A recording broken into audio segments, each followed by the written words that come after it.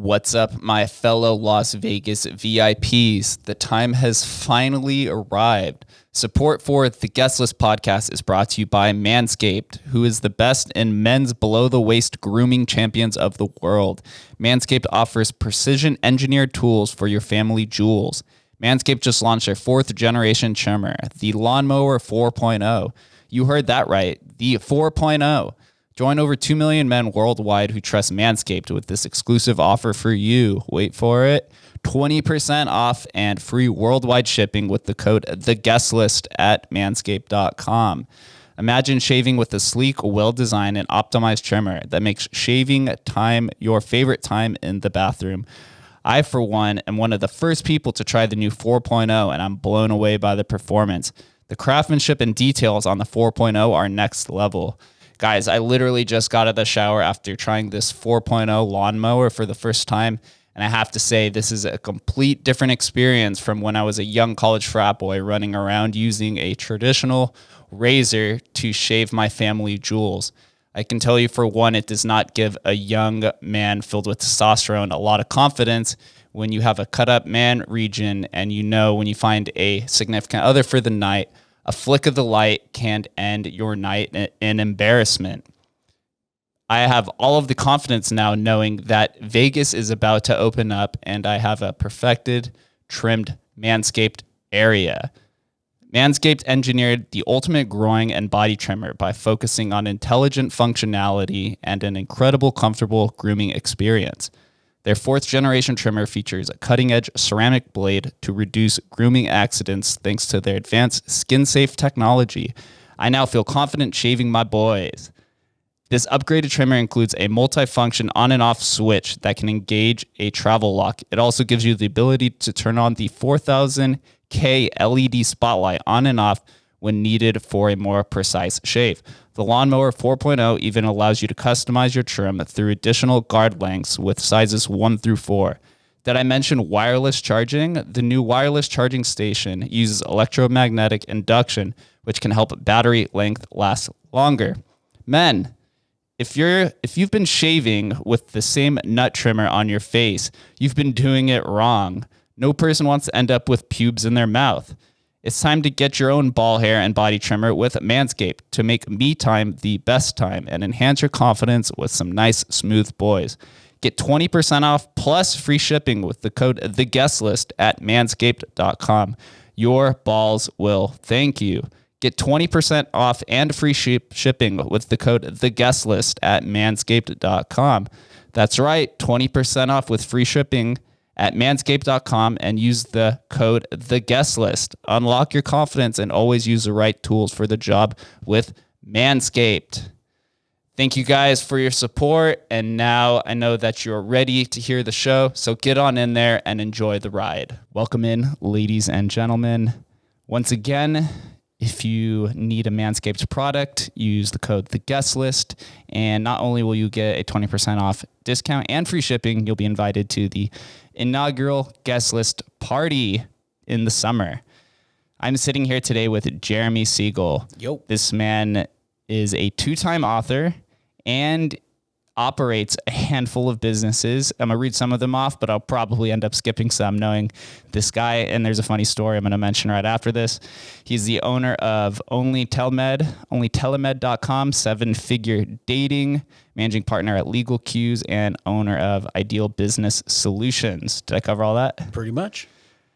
So Jeremy and I actually have a funny story. I actually met him randomly a few days ago at a meetup or a networking event.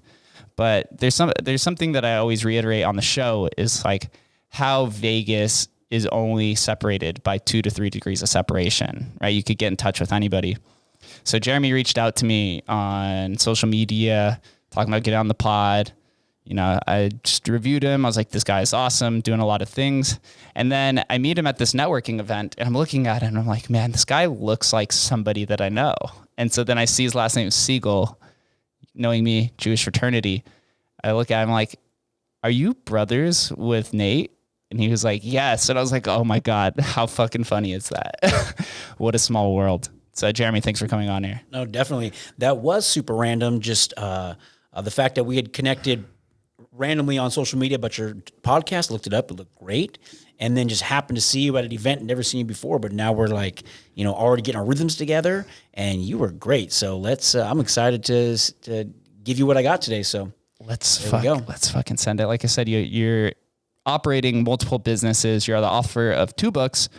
First one is Prison to Penthouse, which is something I'd like to dive in at first. And also the other one is Breaking Up, Not Down.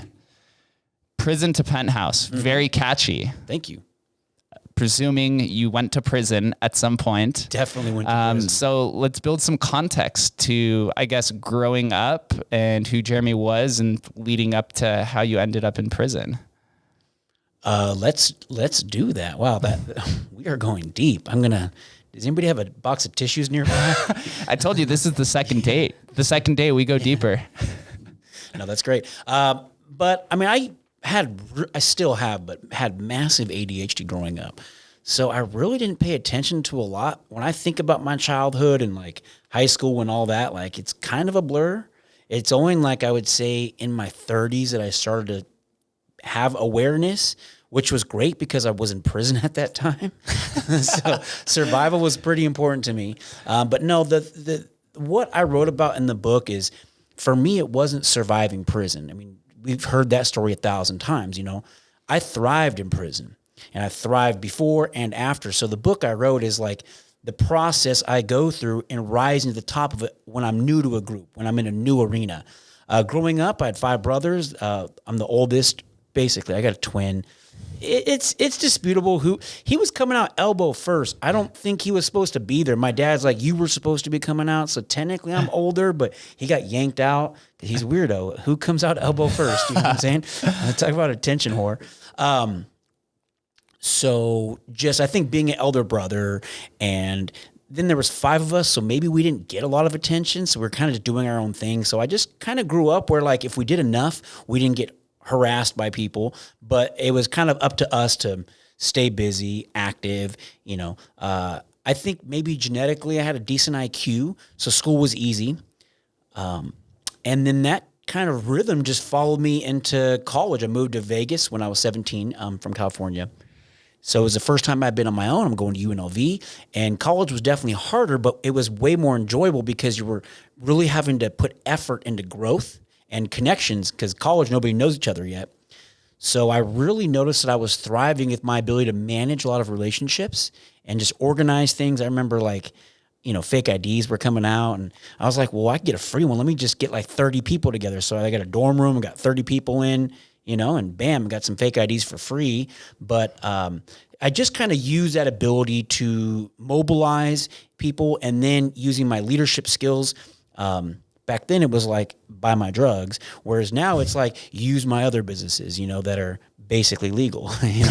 So that's fucking funny. Yeah, I also used to have a fake ID back in the day. That was an ongoing thing. What state did you get? Florida. All right. Florida. Yeah. My first one got taken away 2 months before my 21st birthday at our own AE pie party. That was hosted at a venue. Yeah, you must have had a brother that looked like you that was jealous. I was like, nope, I'm going to need that. That's funny. It's funny, and we see this happen time and time again, is people who deal drugs at some point in their life, they tend to be very entrepreneurial because first off, you're circumventing the law, which I guess depending on what your views are of the law, sometimes they're faulty laws or they're antiquated. Some other times they're there to protect you. But you find ways to make money when you don't have the ability to create resources in we'll call it the traditional world. And so, is that how you ended up in prison? Did you like my blank stare? I'm like, I'm thinking that there's a question coming, so I can give them the right answer because I didn't know where to take that. But I'm sorry, what was the final question? Is that how you ended up in prison? That's how I started. Actually, yeah, the first time I went to prison, and probably the best thing ever was I was a weed smoker in college, and I just like to also not spend a lot of money on that. So I just found ways to monetize it where if I organized people and bought a lot in bulk, so then I was a weed dealer. And then I just realized I could be a weed grower, the next evolution. Yeah. So definitely taking chances. And I can see that taking chances, how you could end up in prison. As far as, what they say, marijuana is a gateway drug. And it's not because like, oh, something in my brain changed. Now I like drugs because I did weed. It's just the fact that you get comfortable taking chances. You get comfortable living on the other side. And that is how we end up, in trouble typically. Is it's not usually that one-time thing you did. It's like this culture, this lifestyle of, risk-taking. So, but correct. I was growing a lot of marijuana. I was smart enough to get my weed card in Nevada back in like 2008. I was number 200 in the whole state to get a weed card. It was so new that I'm growing weed, so I reek like pot everywhere I went. And one time I got pulled over driving. The cop's like, "Where's your weed at?" I said, "Sir, I don't know weed in the car. I reek like this because I grow it." And I gave him my card, and he was like, "Hold on." He didn't even know we had those. I remember when I went to the DMV to take get my weed ID. It was like you're in the DMV, you go through the whole process like to get your license, kind of a, one booth after the next, you go to the picture line, but then you slip the lady that's doing the picture this other piece of paper so she can like swap templates. And instead of a driver's license, it's a weed license. And I remember this lady's was hysterical. The DMV employee was hysterical looking at this thing. She's like, "I don't heard about this, but this is hilarious." Like, here you go. And bam, out popped my weed ID. So I was allowed to grow, but again, just being a risk taker, I was growing more than I should have. The police ended up showing up at one point, and I ended up going to prison for like about 8 months on a 1-year sentence. So that was the first time I ended up in prison. Mm-hmm. Do you cover both experiences in the book, or is it just summarizing one experience or your mindset mentality that experience while you're there? So the book, it's really not about telling my life story. The book came about because I was in prison. I had a long way to go. And before I went to prison for my longest sentence, it was an 18-year sentence, I had done some investment banking, and I had just been around successful people like congressmen, and I always was interested in what made them rise.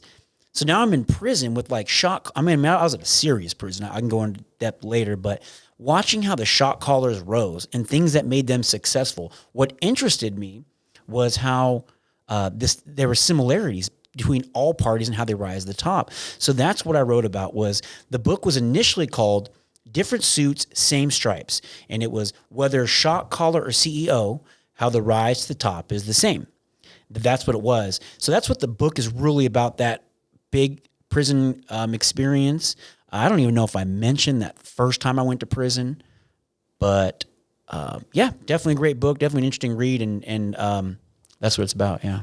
So let's dive a little bit deeper into the rise to the top, right? Because this is something that most people are seeking out, even if it's like subconsciously. You can either rise to the top in your economic field, you're trying to rise to the top of your social network and try to get clout, right? That's what it's called, clout. Everyone wants that because we're all, at the end of the day, we're just social signaling monkeys, with status signaling monkeys. Yeah. We buy watches and fancy cars and spend hundreds of millions of dollars on art just to portray an image that we want to tell society. So there's a lot of different ways to go about rising to the top. That was really funny, by the way.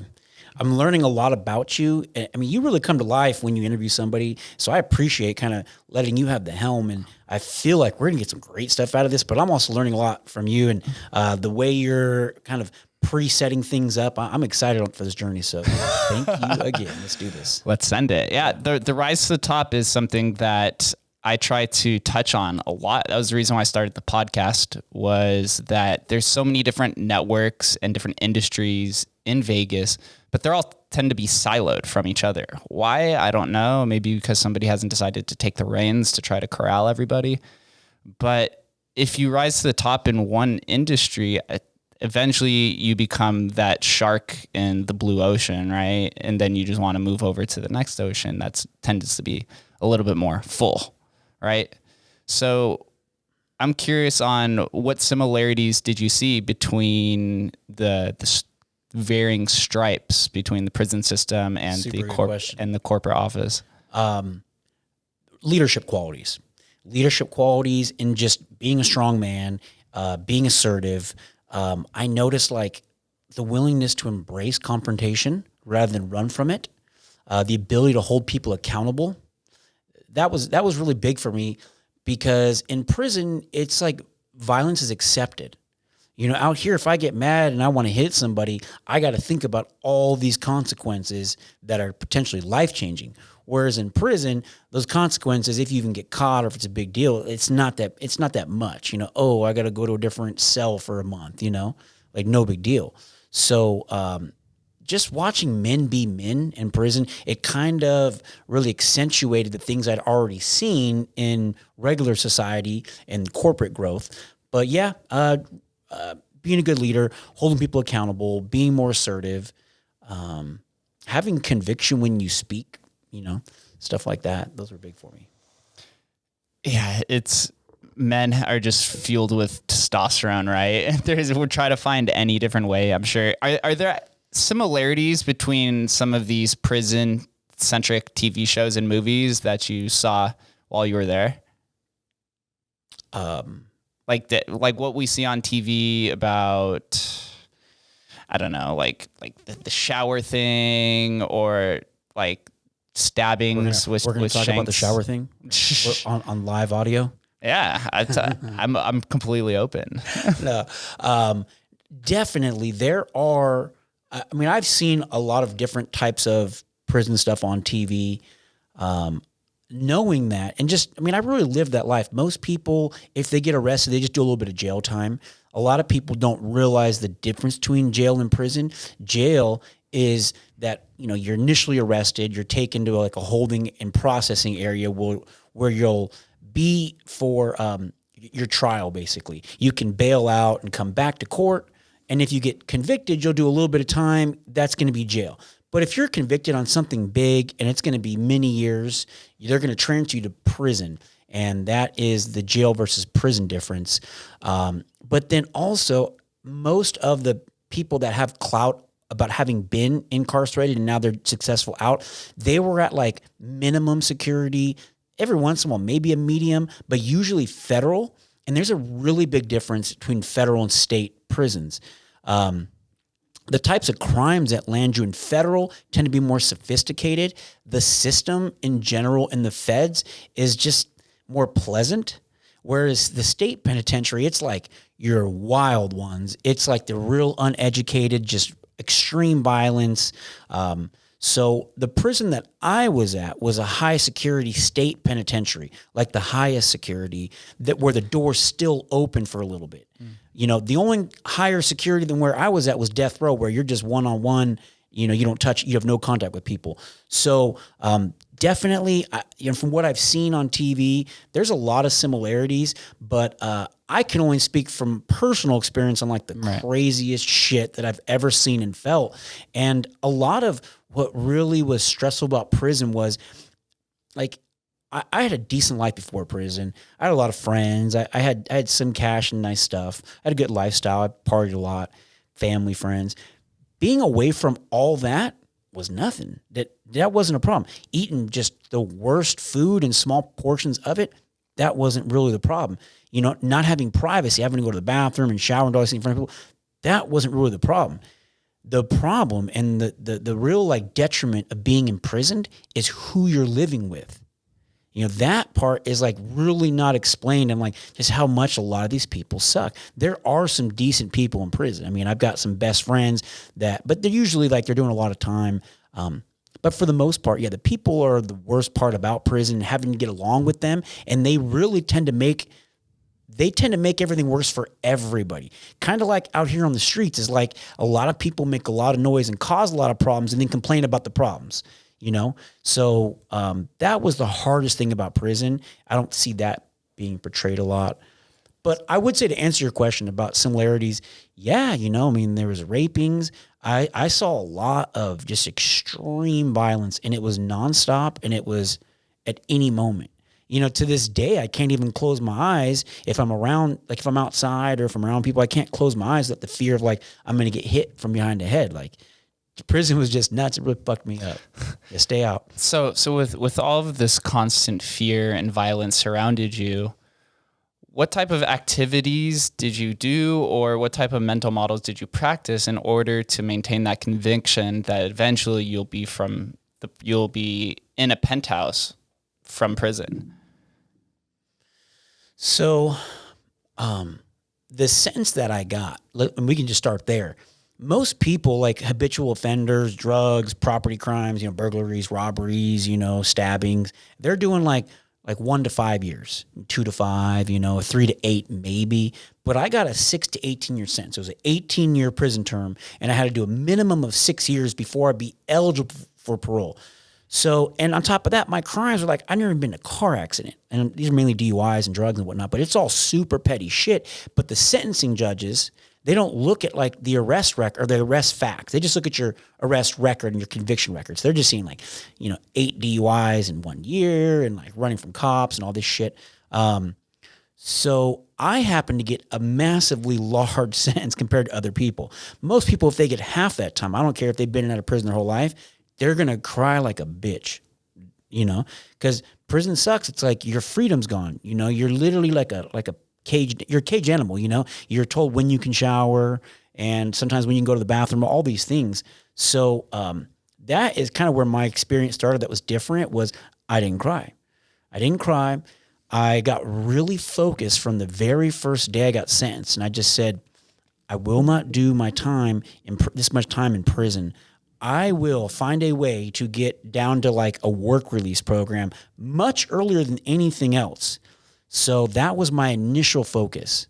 And that's where I started, was I just tunnel visioned on that one objective. I didn't let any other bullshit affect me. So, but those kind of, that way of thinking and being stuck in those patterns of tunnel visioning, focusing on positives and just building and controlling what I could is how I end up with all the assets and joy in life that I have to this day and age. So you just remained strong, and you tried to find different ways that the other prisoners were kind of overlooking or didn't care about to find opportunity to either accelerate the process to get out, or to keep your mind busy in activities that will, I guess, increase your curiosity or intellect, or varying degrees of that. You nailed it perfectly when you had said we're just like monkeys trying to impress people, because that's what it all comes down to. I don't care if you know what it's like when you show up to school the first day and you can just sense this like cool kid, like everyone's kind of doing things they think they're supposed to do first day at work, and it's all about acceptance. And the problem is, if you're trying to be accepted in school or in work, you may be like, I don't know, maneuvered a little differently, but like in prison, being maneuvered on someone else's agenda means you're going to have to go stab someone. You're going to get fucked in the ass. You're going to doing a lot more time in prison or being killed. So it's like, it's really serious to not do that, but people don't know how to maintain their strength and agenda while being part of a group. So I just made sure from day one that I walked, it's all in the book, dude. Mm-hmm. I had this process that I go through in every new arena. With only my high school diploma, I built some big law groups. With even going to prison, I didn't fit in at all. I was white, so it's racially segregated. Every white person in prison is like big ass swastikas on their chest, Hail Hitler, lightning bolts. Like that's what they're about. I'm Jewish. I don't have any tattoos. I'm a petty offender. Yeah, I've got a big sentence, but like I did not fit in at all. So, and then the same thing when I came out of prison. Now I'm a 5-time felon, and it's like, well, what do you do with that? And still, I built some big companies. I did some judicial fundraising campaigns during this last election season. I got elected on the board of directors, and I manage a $5 million bank account for one of the wealthiest communities in town. These people all know my record. So with my ADHD, what was your question again? What was I? Sorry. We'll move on to the next question, because you discussed, or you brought up that I was talking about that we're all social or status signaling apes. The ability to maintain your position, but you still have to get along. You can't be a complete outsider. You will get stabbed. So there were just certain things that I did better and paid attention to in adding value to the group and being a strong person for the group. That was much more appreciated than like, oh yeah, here, go put in some work. Oh, go hang out with these shot callers and kiss their ass all day. It sounds like malleability is very important, being able to adapt to your environment, but also possess mental strength in order to know that you have to maintain this ability to stay strong and not cry like a little bitch, as you were saying earlier. Yeah. But back to, being status signaling.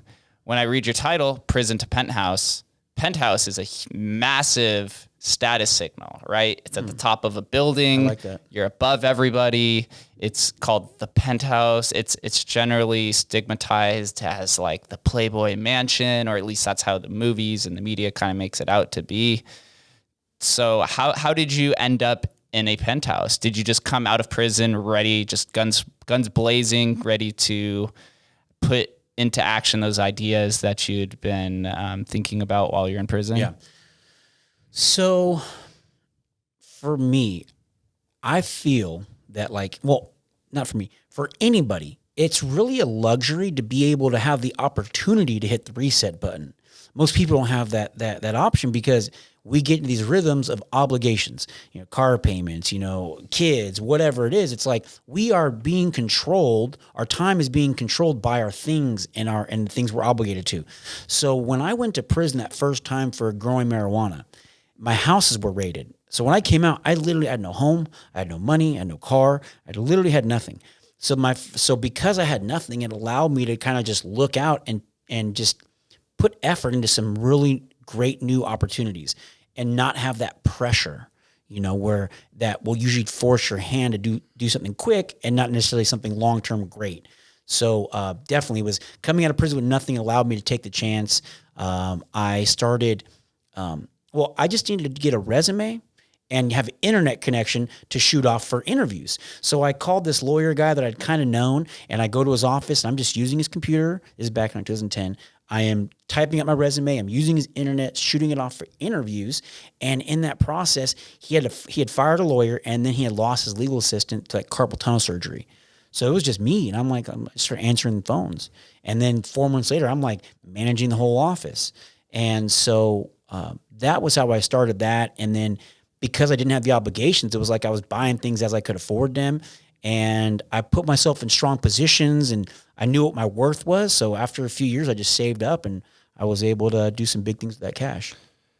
I could see that when you're in prison, it's just you alone in your mind, and you don't have to suffer from the peer pressures that surround us. That's what holds a lot of people down. The way that your friends view you, the way that your parents want you to grow up, what society tells you to be. There's so many times people reach out to me to come on the podcast, and they are telling me how to run the podcast when it's my own. And this kind of idea happens in not just content creation, but I'm sure with businesses as well. From all of these 400 different businesses that you operate, I'm sure a client comes in and tries to tell you how to run your business. So when you come out of prison, it's just you, and you can just pursue whatever is top of mind. Mm-hmm. And I had done a Clubhouse not too long ago. I got invited to speak about the Underdog Advantage. So for me, it's that same kind of principle where you just have the opportunities and the ease and the ability to focus if that's your choice.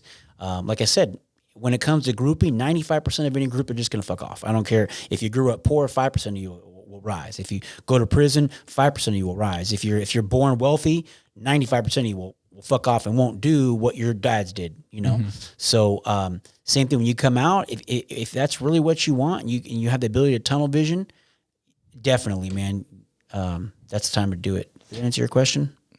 For the most part, I mean, we're just a conversation, so you don't really necessarily have to answer anything. It's just a lot of back and forth. Yeah. It's kind of how I see it. I see myself as just a facilitator of whatever your stream of consciousness is at the time being. I apologize up front. Do you feel like you've achieved a level of success that you had been pondering while you were in prison, or do you think there's a lot of room to grow for what you had imagined when you were at your rock bottom? Oh, I way excelled what I thought I would do from prison. I way excelled. And most importantly is the things that I've excelled in aren't things that I dreamt about in prison. I never thought that I would get into law. I never thought I would get into speaking, and even the book writing. I wrote a book based off of at first it was just poetry journaling, It was like every day I just started journaling a couple pages, and I was bored, so I'd make it rhyme. Like that, and then I went to the hole for a fight. So I started kind of organizing. I'm like, maybe I'll write a book. And then, but it's like everything I've achieved to this day and age is way much greater than what I thought I would start out with. And it's in different arenas. And that's kind of the point of the book. And that's kind of like my message in life. And that's what my new business kind of makes all my other ones underneath it very concisely. And it's all about strong positioning. And I remember we had, I can give you a more recent example. Last week, I just finished a lawsuit that was coming at me. I did a 60-page position with 20 exhibits. And afterwards, I rest easy because at the end of the day, it's not about winning or losing. It's about putting yourself in the best possible position for success. So when I have my video courses on dating or on manhood or on exercising, it's not about like conquering all. It's about, did I do everything I was supposed to do? Could I have done more? If so, shame on you. And ADHD, let me back up one more second. My father was dying of cancer, and I'm out there, and I'm like, we're basically saying goodbye to him, And he pulls me aside, and he starts crying. He's like, Jeremy, he's like, I'm doing everything I can. I said, bullshit, dude. You're fucking eating ice cream last night. You're drinking fucking seltzer water. Like when God looks at you, at the end, could you have done more? If your answer is, yeah, I could have done a lot more, shame the fuck on you. But if not, life well lived. You know what I'm saying? You just want to put yourself in the best possible position. And so that is what I really preach is like, building strong foundations, tightening up all these areas, shedding your weaknesses. And in that sense, you go into your opportunities will find you where you're finally positioned for an ability to capitalize on those things. So that is what I've done in prison. And I've obtained success in arenas and levels that I'd never even thought I could do. So how do you go about creating a strong foundation? Are there any pillars to this foundation that stick out to you? Yeah. Big time. So, and that's what I write about. So when it comes to a strong foundation, I start with posture. When I paid for college, I got kicked out, so I didn't finish, but I was supporting myself in college as a personal trainer. And what really stood out to me back in like 2001 when I got trained by 24 Hour Fitness, not prison trained. I got to be careful talking about prison, can't be talking about getting trained. But that's episode number 2. That's the private one. So when 24 Hour Fitness trained me as a personal trainer, and I was learning about posture and hydration and nutrition, I mean, these things were like brand new to people back then because I grew up in an age of like sugary cereal for breakfast, soda at every meal, water bottles weren't even really a thing, So, but I remember posture being huge, and I actually became very successful as a personal trainer, just walking around the gym and adjusting people's posture while they were working out. I'd adjust their posture, I'd bring their weight down by like half, and they'd be like, oh, whoa, like, oh shit, I feel that, I even came out with a patent in my 20s for ergonomic technology and office chair to eliminate slouching. So basically put your hips deep in the back of the seat. Posture is something that has probably been one of my biggest factors of success. Posturing in physical situations, but even just mental posturing, but really seeing things through the lens of good, strong posture. So posture is a big one, postured for impact. The second pillar, I would say, is like brutally assertive. You have passiveness where it's like, oh, I'm more concerned about you than I am me. You have aggressiveness, which is like, I'm more important. I don't care about you. And then you have assertive, which is like mutually respectful. But being assertive requires like your willingness to go through that discomfort. It also requires your willingness to do whatever the fuck it takes. Like if I put my foot down, I'm like, dog, this is not okay, and I'm not willing to back that up, I'm not willing to fight, then I just bluffed, and you called my bluff, and now I'm back to like being treated like a bitch because I just proved that I am, So the willingness to fight and back your positions and be assertive, that was a big one. So I'd say posture, being assertive, and then I've got a few other ones, but there are a lot of strong pillars. There's different principles that you could possess, traits that you act out, but we all go through life with varying pillars. And that's what I find interesting about entrepreneurs, because we all have a similar end goal. It's to provide value to society in some sort of way or to solve a problem. but the structures that build our foundation and the paths that we eventually build out are just so chaotically different. It's just a very interesting story to hear, especially yours, because I think one trait that sticks out to me for you is grit. Yeah. No, honestly, I say this sometimes, like, I sometimes wish I had another option, you know, but I just grew up and I didn't. I had 5 brothers, so there wasn't money for us. There wasn't, we had 5 boys in my family. So when I left for college, there wasn't a room for me to go back to. I'm out here on my own. If I didn't make enough money, I was homeless. I just never had the option to slow down. And why would you want to? It's like you start competing, you realize you can succeed some of the time, So I just focused on that one thing, on doing whatever it takes, And same thing in prison. You can't let other people control your agenda. You're just in prison, we call that being a torpedo. When you come in and I can see you're willing to jump on my board, you're going to put in some work. I'm going to have you torpedo out, and now you're going to be in the hole. You're going to lose everything, and my position will be better. So, but that's what happens in life, in all these different arenas: corporate, school, any kind of grouping, even relationships. We talk about polarization and women needing to be women, men needing to be men, and you can move around, but it's like you have to have a strong position. So that one thing, and I guess the confidence, knowing I can keep that and build that, put me anywhere. I'm ready to coach. I'm ready to bring the team with me.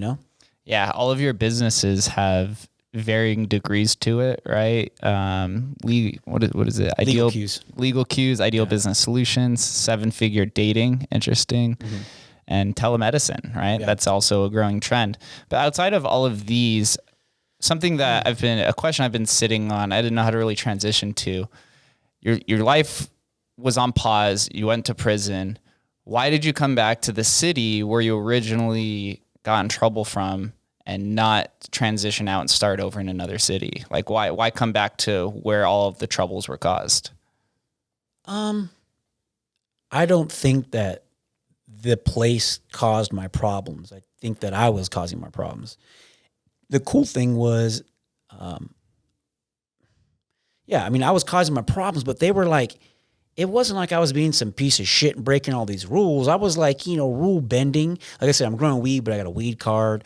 I got DUIs, but they weren't really DUIs. I just was looking like I was fucked up because I was coming back from the clubs at 4 a.m. in a Viper, drop top. So it's like, it's not, if it was like, oh man, the people you're around are causing you these horrible things, or like, oh my God, this city hates you and they're going to do whatever it takes to bring you down. That wasn't my issue. My issue was like me. So I didn't need to run from me. I could fix me. Did you have that realization while going through the legal process, or was that while you were in prison that you realized you were the culprit of your own problems? Well, it's kind of unfair to group how I view the system and the way I was treated, because although I fully agree that I needed to be disciplined. I mean, it was way too much. I mean, even the state Supreme Court was like, no, that doesn't make any sense. That's how I got out early. But at the end of the day, for the most part, the system gives people a lot of chances before they just throw them in prison. First you get arrested, you get a fine, then maybe next time you get a class, then a rehab, and then maybe probations, then maybe 3 more probations, and then only then will you just get a prison sentence. Answering your question, what was your question one more time? Why'd you come back to Vegas? Yeah. So, for a lot of people that end up there, really their environment just isn't good for them. Everything about it is bad. But for me, it's like the police filed false reports against me, provably false reports saying, we smell alcohol in his breath. And then my blood sample would come back 8 months later after I pleaded guilty. It would show 0.00 alcohol. So it's like, do I really need to run from that? Or maybe I just don't drive at 4 a.m., come back from the nightclubs in a Viper. You know what I'm saying? Like those little things. And I don't mind a little challenge. At the end of the day, Vegas is fucking amazing. I left California, which is beautiful and somewhat elegant. But Vegas is all about opportunity. And it's about opportunity and ease. Not to mention it's full of people that I would say aren't the best in general, but it also has an amazing inner circle.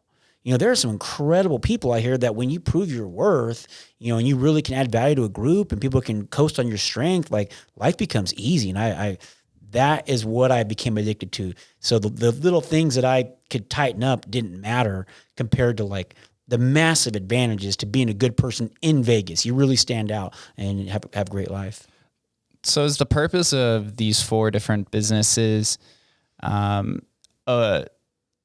do you use them as leverage to get into these inner circles, which therefore you build something else? No. Why take on so many endeavors? Well, okay, so the authorship and the video courses, definitely that is where I'm trying to transition full time. My finances are. I've lived well off of the medical legal field. I just said business. I kind of fell into these things. Like I explained the legal one, the medical side with the telemed was just, one of my neighbors. He just has all these big companies, and he was backed by private equity. He was running into a problem, and he needed some physicians. He knows that's part of my business. So I helped him solve a problem and then took ownership with that telemed platform. So that's how I got involved in legal medical. But the other business is I'm trying to go full time there. I really want to give people strength and strategy for things that have allowed me to rise every single time in different arenas with that core strength. So that's what the books are about. That's what the video courses are about. And those are more like lead magnets, entry level stuff to get people into like coaching programs, executive coaching, blah, blah, blah. Do you find fulfillment from coaching? Love that shit. I think it's just a natural fit for me because I've done it. I think that's that's why I rose so high in prison, because I was literally elected by Nazis to like run the prison. Like I was the guy that had to go talk to the warden if we were about to riot because the ACs weren't getting fixed. They just gave me that trust. They're like, well, here, you run this unit, because I'm a great leader. I love to help and train. And I even got elected to run the law library for the whites. So everything in prison that I was at is racial segregated. So every job has a black person, a white person, and a Mexican, So I was the white for the law library, which was the single best job you could get in prison. You had the most access, you had the most control. You could go to any unit on the yard. And so, I forgot your question already. Do you find fulfillment from coaching? Oh, yeah. So it just has always been a natural fit that I give people that strength and that help. And it's like, if I could be compensated for that and make that my full-time thing, that's what I'm trying to transition to full-time with. I think coaching, content creation is going to succeed at magnitudes more than the traditional business models of storefronts as everything becomes increasingly digitized and individuals are able to brand and market themselves in various ways that aren't just applicable to social media. It's important to have a voice in some way or another, because that the way of the future is remote, and you need to be able to pack up your quote unquote job and take it with you wherever you go. Mm-hmm. Yeah. Having your expertise and your passion, that's everything. A lot of people just don't figure it out, but if you have that, like you're saying, you can always have a place in life. You can always be comfortable. Do you think you'll stay in Vegas? I think I'll always have a home out here, for sure. I freaking love this city. It's great, man. It's just like you have more freedom out here. I like the way it flows, too. You don't have the traffic. And Vegas is in dire need of leaders in the new era. It's existed on this 3D plane, and we need to be able to find the technical overlay and be able to code it with the internet economy or the creative economy, however you want to lay it, because that's something that I see is in dire need. It's just lacking so far. And I don't know why they haven't been able to integrate these internet communities and leaders into the economy, but me, you, all the people I have on the podcast, and some of the others need to take ownership over the city and kind of lead it into the next generation. I'm hearing what you're saying. I'm agreeing with it without really understanding the layout of how that, what is actually missing from our city as far as like leaders who are represented online, the next generation. Mm-hmm. my generation, your generation, yeah. right? Like the previous generations that preceded us were, I guess they're like right now are older male, but they're very corporatized. They kind of hide behind the guise of their own business. Whereas people like me and you and some others are out in the forefront, right? We're putting our face on cameras. We're going out and doing speaking events like you're doing next Friday. But Vegas has been lacking that for so long. And it's like, I've been trying to figure out why, but it's because it seems like nobody's really taken ownership to do it. Yeah, it's interesting.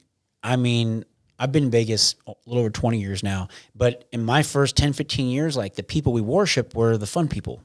You know, it was the industry people. You know, those are the cool people. So I would say definitely we are having this shift in Vegas of leadership qualities with the big businesses coming out here. And I've seen some people. I think I mentioned the guy Dave Berlin for you. Yep. But he is putting together something, or he's pitching with the Raiders and.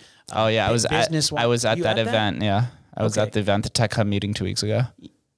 It was 2 weeks ago, man. Yeah, Entrepreneurship Week. Yeah, he was supposed to invite me. I'll make sure you come to the next one. Well, I had him over. Damn it, Dave! I'm coming at you, dog. For real.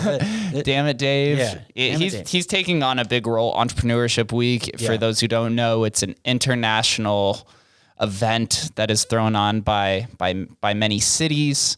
And Dave has a background. He used to work for Tulsa, or for startup Tulsa, and they're trying to identify Vegas as what's called as a Silicon Central. They want to try to navigate and bring out a lot of different tech entrepreneurs and businesses out here, because we are in a dire need of this technical overlay for the city that's not just dependent on tourism. Like the bridges have been partially built and then they just become dismantled. And we're just big enough that we could do a lot with it rather than just servicing people. We could be controlling things before people can get here. Yeah. And there's a lot of money out here. All of the new Vegas residents that have been buying up all these houses are all remote workers. And so they're all still making, six figures from their tech job. Eventually they're going to want to do something after they're acclimated to the city, maybe 2 years, I'd say. But also a problem I see is on the Strip, all of the workers who work on the Strip and will work at places like Omnia, where I used to work, and even more positions. There's an issue with taking that capital off of the Strip and not putting it back into the system. And it's like, we have to be able to encourage that in some way. And the only way to do that, I guess, is to see different opportunities for those people who work on the Strip to find opportunities out in the city, but they haven't existed. So it's almost like a catch-22 paradox. And small events like you're doing this Friday, which this episode will be released by or after that event that you're speaking at. But those kind of events bring in entrepreneurs and influencers who have found success to have these meetups of 100 different people to speak to inspire, right? That's something that I think you're going to find some success with. And I'm glad you're doing something like that. Absolutely. Like I said, this is all new to me, so I'm really figuring out where I'm best suited at. But man, nothing makes me happier than giving people strength and comfort. I just feel like in life, like a lot of people that aren't happy is because like they're just kind of pushed to the side of their path. And the whole thing is like gain your strength, have your core strength, and regain control of your path. And when you do that, you're going to be happy. It's not about getting all the success in the world. It's about being in control of your time, being in control of your direction. And in that sense, you're already winning. Right. It seems like you've found your purpose, and it takes a long time for us to actually find that purpose. Usually you have to start out with a niche and then you build out from there. And then inevitably you find your purpose or your life fulfillment from there, which you're saying that is your fulfillment, right? But you started off with these 4 different businesses, and I'm assuming that you didn't feel like these were your purposes, but these were your vehicles to eventually attain your purpose. I got to be honest, man. Every single one of them. Well, I Do Business Solutions was more of a shell to collect payment for other businesses, but the legal and the medical, it's and is fulfilling because people are coming to me with like serious freaking problems. Especially the legal side. Like we do a lot with injury law, And these are people that they've been cheated. They've been their wholeness has been taken from them, stolen from them as a victim. And you've got all these people willing to help solve that problem, but therein lies the opportunity for success, because most people are shitty people. Medical, legal, especially, it's like, worship me because I have this degree. Worship me and don't ask me any fucking questions. Just do as I say. Trust me, that was good. You're good. Being in that business, I've seen people, like clients, get robbed left and right. They don't even know what good service is until afterwards, and they hear from their friends, oh, you only got this, or you didn't even get that. So I have experienced great fulfillment in solving those problems, but it's like the businesses are on autopilot at this point. Right. Like, I really want to make an impact with people that are like more intentional. Like, I need this right now. Can you help me with this path in life? There's plenty of lawyers and doctors, but like the ability to coach and give people that grit that you were talking about to just make it happen with the simple fundamentals, and the story that I'm telling with it. It's, again, my books and my teachings aren't about other people and like science and all that shit. It's just, this is what has worked for me, and it works really freaking well. You can copy it to a T. And then hearing the story, people should be able to have that confidence knowing that, hey, I can do this. And I really want to be transitioning to those types and from the ground up. Right. And so the difference here, and I'll get some clarity between the telehealth business and the legal business and the dating business. Did you found these companies, or were you brought on as a partner? You founded all of them. When it comes to legal, I just don't put owner, because it's more questions. So I learned at a young age, like, sometimes you don't want to be the face, so put manager. But if you go check licenses and shit, it is what it is. When it comes to telemed, yeah, that's 100% something I started. I did bring a partner in because we bill Medicare, and I have 5 felonies on my record. Plus, but the guy that I brought in, he has big neurology practice, so he's great with billing. And, that's a big part of making money in the medical field, is the billing process and knowing how to bill and having the credentials to bill certain insurance companies. The dating thing, let's be clear on that. It started out as dating, but it transitioned to like manhood. It's all about becoming an extraordinary man that women crave. It wasn't my initial focus. I wanted to, during COVID, transition to self-help, YouTube stuff, talk about the book. One of my team guys was like, Jeremy, no one knows you yet, so you can't go too general right away. Niche down. Why don't you do dating? You're good at dating. You can start there, and then you can build from there. I'm like, well, okay. So then I'm just going to give relationship advice, but he's like, no, niche down further.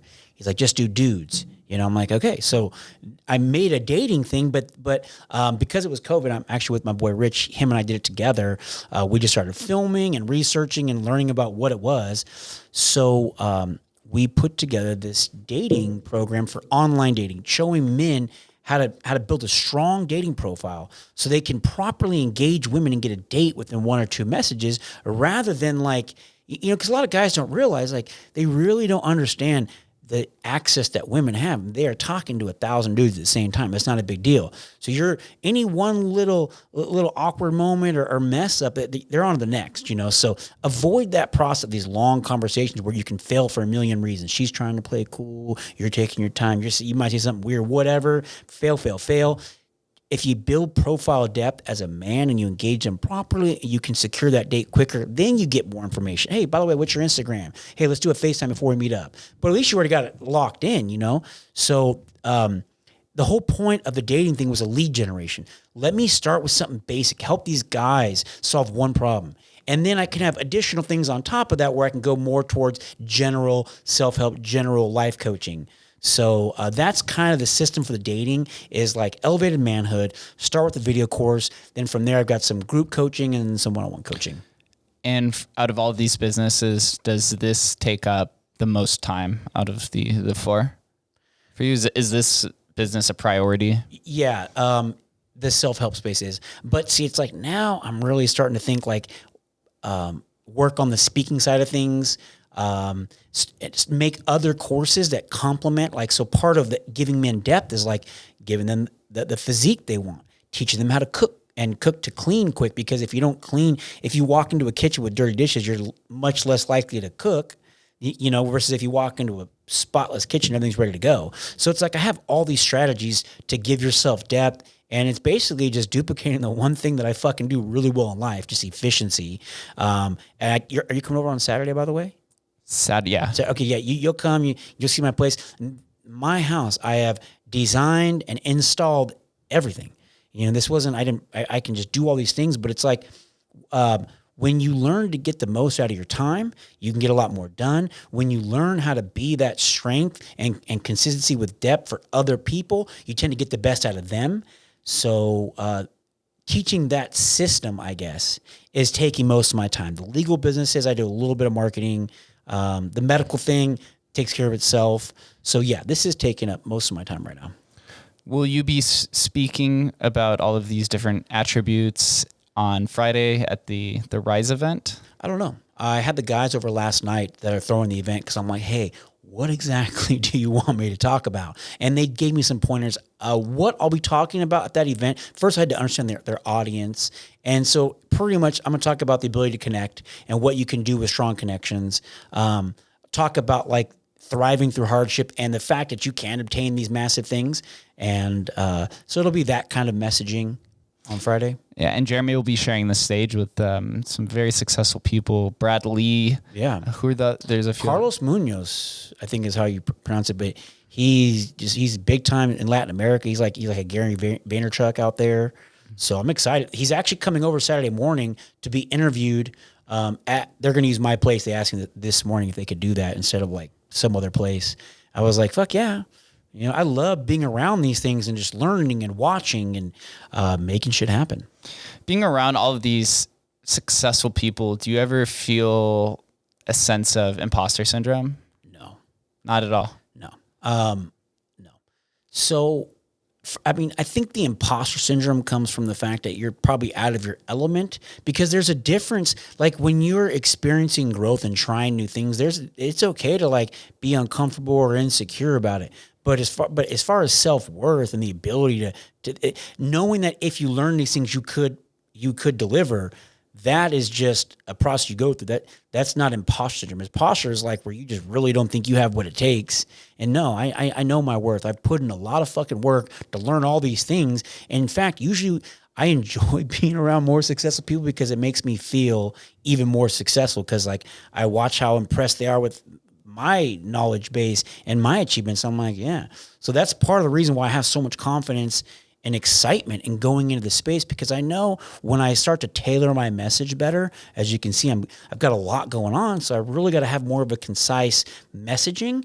But as I do it, I should be able to provide a lot of value to people of all levels. So it's more of a validation of the direction that you're going towards rather than imposter syndrome. Oh yeah. Yeah. And the reason why I bring up imposter syndrome and I've had this conversation with many people on the podcast and outside the podcast where it tends to come in hints for a lot of people. It's like you meet someone that you never thought you were worthy of, and that mentality predates the trajectory that you're on, right? So like if I'm just going to use an example, right? I met Joe Rogan and I'm like, I have this like subtle thought of like, wow, this is a crazy experience. But that thought, that slight feeling of imposter syndrome comes from my mentality before the road that I had built myself on to be in front of Joe Rogan at that time. So sometimes we feel a little bit of like emblematic of our past self before we found success. And so sometimes imposter syndrome isn't something that's just substantiated and stays for a long time. It's just like flashes that kind of come through. Yeah, I think people just confuse imposter syndrome with being uncertain. And being uncertain, like I'm about to go fight some dude in the ring, some dude that I've watched him fight, and he's won all these matches, and I'm going to give him my best. I hope I kick his ass, but who really fucking knows at the end of the day? I'm uncertain. It doesn't mean I guess if you really have imposter syndrome, it's because you haven't done as much as you can. Like if you're uncertain is like, I've put myself in the best possible position. I've worked on all these things. I don't know what will happen. I'm uncomfortable. I hope I do win, but I might get whooped out. But that's not imposter syndrome, you know? So I think that if you're feeling like you're not good enough, you need to just kind of step back and start working on your fundamentals more along your journey. Posture, being assertive, building your position, learning your trade, practicing more. Those are things. And then being uncertain, that's not imposter syndrome. That's par for the course. And you should be you're probably more anxious than nervous, I guess would be a big thing, you know? That is, sometimes we focus too much on the end goal and we don't embrace the journey along the way. Because once you hit that goal and you look back, that's the fun part, right, of the entire ride. That's something that many successful people portray all the time, is like, enjoy the journey. But sometimes it's tough to enjoy the journey because you just want that fucking goal. You're like, I just want to be there already. Yeah. But I guess the journey has a lot to do with all the things you've already learned. So even for me, when I'm taking on a new venture, even though I'm starting at the beginning, I'm fucking loving every single moment of it. I think that a lot of people just, if they're not enjoying something, it's because other aspects of their life, like, you know, if you're living in debt and you have all these obligations and you've kind of put yourself in a hole, it's going to be a lot of fucking work to get out of that and get on your trajectory. And that's fine. You got to go through that, you know, but definitely once you've been doing things for a certain amount of time, even if you start a new venture, you know, for me, I just live comfortably. I don't overspend. You know, I've got really nice things, but like I buy them when I can. So it's like, I embrace every moment of every day. So I feel like if you are one of those people that has dug yourself a hole, then just accept the fact that it's going to be very uncomfortable for a little bit, maybe 6 months. Who gives a shit? We're looking at a 3-5 year thing. And because definitely you look at these people that have what you want, and like you want to do everything you can to make sure you start to enjoy every moment of every day. So it's not a bad thing if that's where you're at. Don't worry about it like that.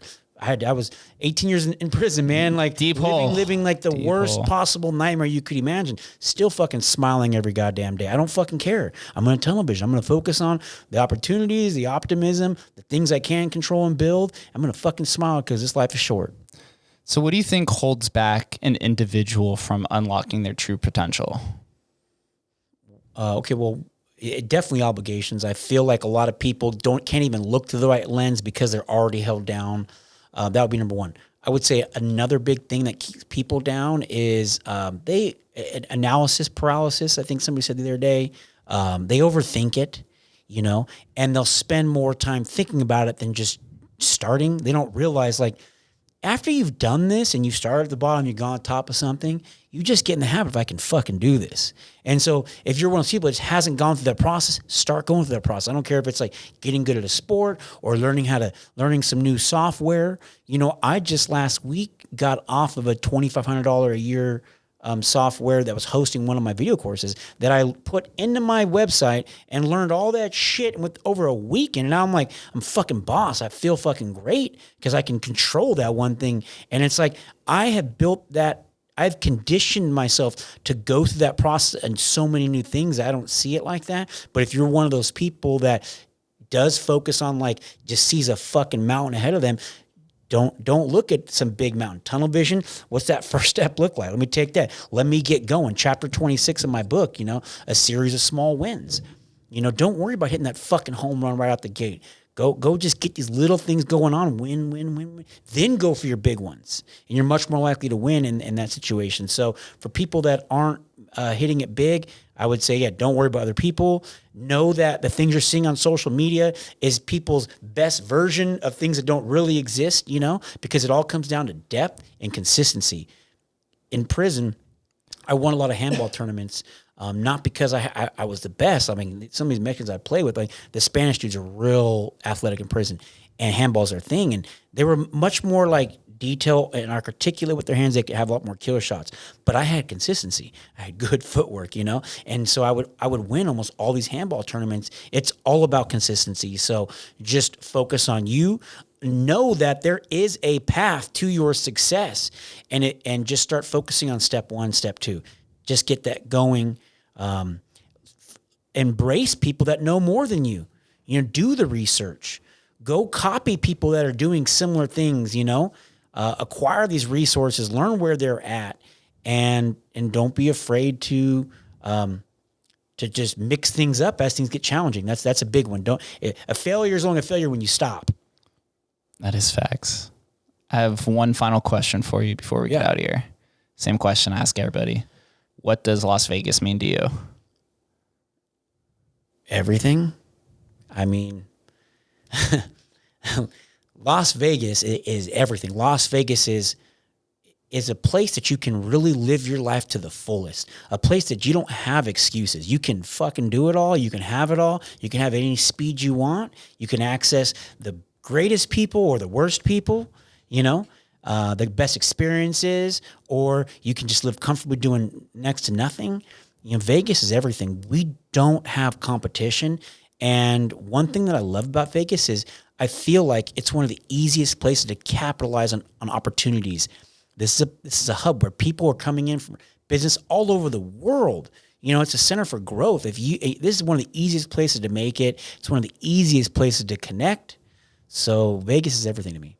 Central hub. Where do I send all of the listeners and viewers to follow you along your journey? So my Instagram is LegalQs, LegalQs. But just for hanging out with Jake and I today, I want to give you guys a free gift, a copy of my book. So if you just text the word GAIN, GAIN, and you're going to send it to the number is 42828 and text the word GAIN. And it's going to automatically send you a copy of the book. This book, Prison to Penthouse, will show you how to get to the top of your arena. There's a lot of great information, nowhere near what I covered today, but it's an amazing read. It's a fast read, but it's really enjoyable. So go ahead and, like I said, text number 42828, text the word GAIN, GAIN, and the book is yours. Thank you for joining us today. It'll be tagged in the section below. Jeremy, thank you for this. I admire your tenacity and grit that I'd mentioned before. Yeah. It's exemplified through your charisma throughout this entire conversation. Jake, you were fantastic. And I just want to say it's one of the most pleasant processes I've gone through in interviewing. You have a real art for pulling the right information out and keeping the focus and direction to deliver the best value to your people. So thank you for including me today. Absolute pleasure. Enjoy this. I'll see you Friday, see you Saturday, and even more in the future. And Thank you guys for listening. We'll catch you next time.